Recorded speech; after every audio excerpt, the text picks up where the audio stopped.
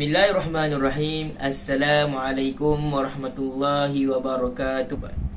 Jadi Alhamdulillah, saya Muhammad Syafiq bin Din A150340 daripada Kolej Christmas, daripada Jabatan Dakwah dan Kepimpinan. Jadi Alhamdulillah, hari ini saya nak merakamkan jutaan terima kasih kepada Ustaz Faisal kerana telah mendidik saya dalam kursus sekularisme.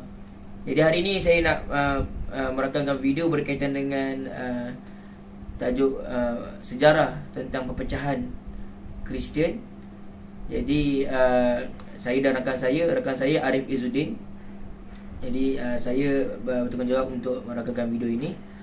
Dalam video ini saya nak bahagikan kepada 3 bahagian. Yang pertama, bahagian pertama, sejarah era sebelum kedatangan Nabi Isa AS. Kedua, ketika kedatangan Nabi Isa AS. Dan yang ketiga, selepas ketiadaan Nabi Isa AS.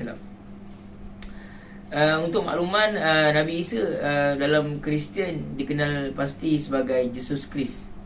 Okay, sejarah sebelum kedatangan Nabi Isa AS ataupun Jesus Christ ni, sebelum Nabi Isa dilahirkan, keadaan kaum ketika itu, kaum Yahudi ketika itu dalam keadaan yang teruk, keadaan yang kata penuh dengan kemaksiatan, kelalaian. Pada waktu itu sebelum tu kaum tersebut berpegang dengan kitab Nabi Musa AS, kitab Taurat. Nabi Isa kitab Injil, betul lah.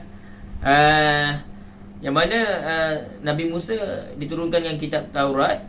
Jadi jarak di antara Nabi Musa dan Nabi Isa beribu-ribu tahun.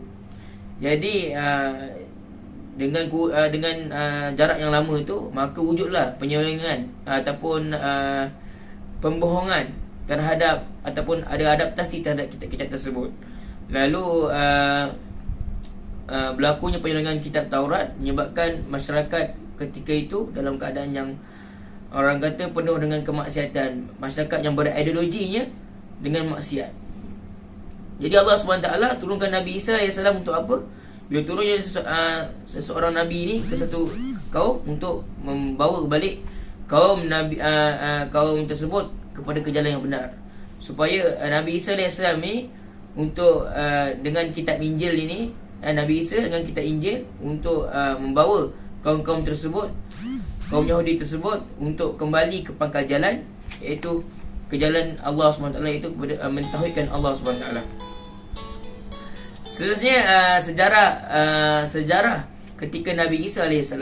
Nabi Isa AS ni dilahirkan di Palestin, yang mana satu kisah ganjil, kisah ajaib, yang mana Nabi Isa AS ini lahir tanpa bapa. Allah SWT kisah sebenarnya yang mana malaikat, Allah telah utuskan malaikat untuk bertemu dengan Maryam, dan malaikat berupakan manusia untuk bertemu dengan Maryam, bahawa beritahu kepada Maryam, engkau akan lahirkan seorang manusia yang sangat baik dan sangat unggul, iaitu Nabi Isa AS.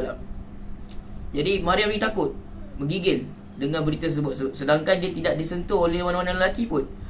Jadi dia takut bila dia lahirkan anak nanti akan timbul bermacam-macam fitnah.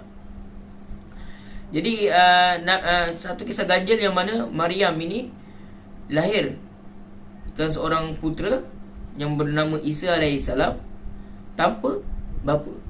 Jadi dia satu kisah yang sangat mengejutkan dunia.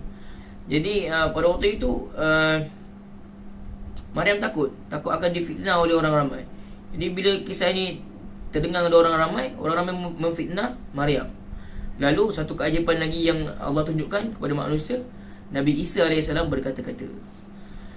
Seterusnya bila Nabi Isa AS berumur 30 tahun, dia diutuskan untuk menjadi rasul, iaitu pembantu ataupun pesuruh Allah.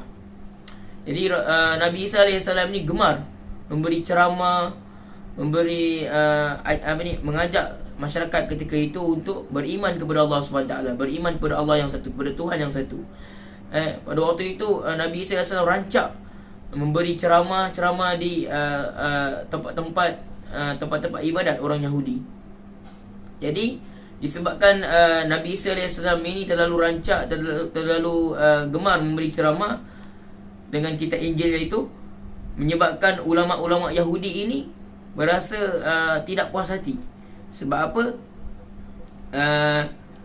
Dia menggugat kuasa-kuasa ataupun pentadbiran ulama-ulama Yahudi ini. Jadi ulama Yahudi ini tidak berpuas hati dengan Nabi Isa alaihissalam. Jadi Nabi Isa alaihissalam ini menyampaikan dakwahnya, ada juga pengikutnya. Itu pengikutnya bernama pengikut Hawariyin kalau tak silap. Jadi ulama Yahudi ini merancang bagaimana nak menumpaskan Nabi Isa AS, macam mana nak menjatuhkan Nabi Isa AS ni. Padahal ulama Yahudi tak ada kuasa untuk menggagalkan usaha Nabi Isa AS. Sebab apa yang disampaikan oleh Nabi Isa AS adalah ajaran agama yang betul, ajaran agama yang seperti mana agama yang dibawa oleh Nabi Musa AS. Jadi orang-orang ramai, setelah ramai mengikut Nabi Isa AS, sebab orang ramai tidak puas hati dengan ulama Yahudi. Sebab apa?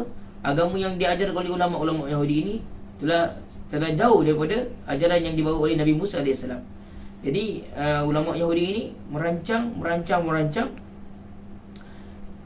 yang mana dia telah membawa kos luar untuk menjayakan rancangan dia, yang mana kerajaan Rom ketika itu telah menjajah Palestin.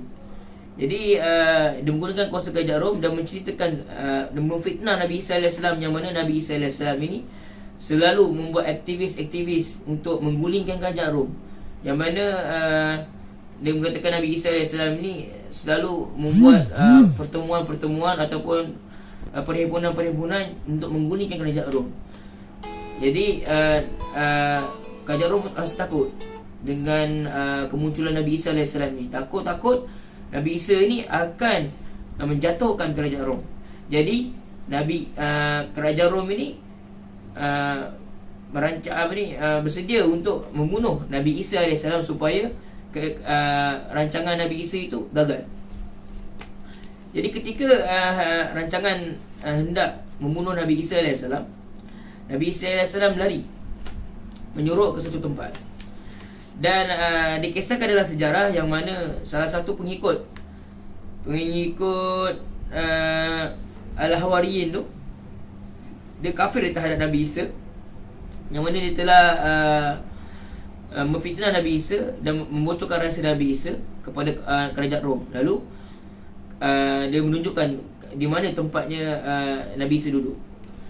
Jadi ketika Nabi Isa AS nak ditangkap, Allah SWT telah menyerupakan kawan Nabi Isa tu, iaitu pengikut yang membocor rahsia tu, iaitu yang bernama, kalau tak silap, Yudas Iscariot, kalau tak silap nama dia. Kalau salah sila tegur. Yang mana Allah telah tunjukkan keajaiban, yang mana sahabat tu bertukar sebiji rupa macam Nabi Isa AS. Dan lalu kerajaan Rom menangkap sahabat tu, lalu menyalib. Padahal yang rupa tu bukan Nabi Isa. Jadi orang yang ditangkap tu menerangkan yang perkara yang sebenar, namun tak dipercayai oleh kerajaan Rom. Lalu yang disalib yang sebenarnya adalah orang yang Allah telah serupakan wajahnya seperti Nabi Isa AS. Itu kisah yang sebenar. Dan seterusnya, setelah tersebut, Maryam sedih akan kematian Nabi Isa. Lalu Nabi Isa memberitahu perkara yang sebenar kepada Maryam, yang mana Nabi Isa AS ini diangkat ke langit untuk selama-lamanya, dan akan diturunkan ke bumi pada di akhir zaman nanti. Dan seterusnya kisah berkaitan dengan sejarah selepasnya ketiadaan Nabi Isa AS ataupun Yesus Kristus. Bagaimana wujudnya agama Kristian? Kisahnya bermula setelah kelompok Al-Hawariyin tu meneruskan risalah yang telah disampaikan oleh Nabi Isa. Ada satu golongan yang bernama Paul, ataupun orang bernama Paul, tokoh bernama Paul ini, yang salah satu golongan yang selalu menentang ajaran Nabi Isa AS. Jadi Paul ini dia nak merasionalkan satu cerita ini, satu kisah ni. Dia cerita kepada kaum Yahudi, kaum Al-Hawariyin ni, yang mana Nabi Isa AS ini merupakan anak Tuhan. Jadi dia merasionalkan. Lalu orang mempercayai Paul ni. Dan Paul ini juga mengikut Paul Al-Hawariyin, tapi dia mengikut sebagai seorang munafik. Dia ni orang kata dia masuk, tapi dia nak memecah belahkan kaum Al-Hawariyin ni. Dia nak merosakkan agama yang diajarkan. Lalu wujudnya agama Kristian, yang mana Paul ni dia menghalalkan apa yang diharamkan, dan dia menghalalkan apa yang diharamkan. Jadi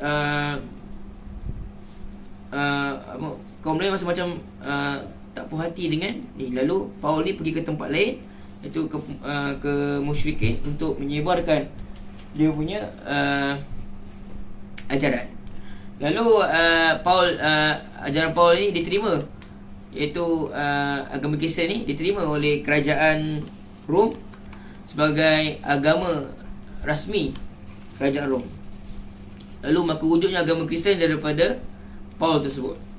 Seterusnya, bagaimana berlaku perpecahan gereja, yang mana pada waktu itu bila timbulnya ramai pengikut Kristian di antara kerajaan-kerajaan Rom, kerajaan barat semua, wujudnya agama Kristian dan wujudnya gereja. Lalu timbul satu masalah, iaitu isu tentang siapakah Nabi Isa dan siapakah Tuhan sebenarnya, isu tersebut. Lalu apabila berlakunya percanggahan, lalu mewujudkan satu mesyuarat ataupun satu perundingan dalam satu gereja, kumpul semua gereja-gereja untuk bermesyuarat pasal itu. Lalu kerajaan kerajaan rock pula, Ortodoks, agama Kristian Ortodoks dengan agama Kristian Katolik. Dan dalam sejarah mengatakan bahawa gereja barat, sebenarnya gereja Ortodoks sudah lama tidak senang dengan sistem gereja barat, yang mana gereja barat ni dia mengatakan bahawa apabila orang buat dosa, boleh menghapuskan dosa dengan membayar wang. Jadi gereja Ortodoks tidak puas hati dengan gereja barat. Lalu perpecahan gereja yang kedua berlaku di dalam tahun 1500, bila seorang padri Jerman yang bernama Martin Luther untuk memprotes kerana gereja di Rom mengaitkan kutipan pembayaan besaran gereja Rom dengan penebusan dosa.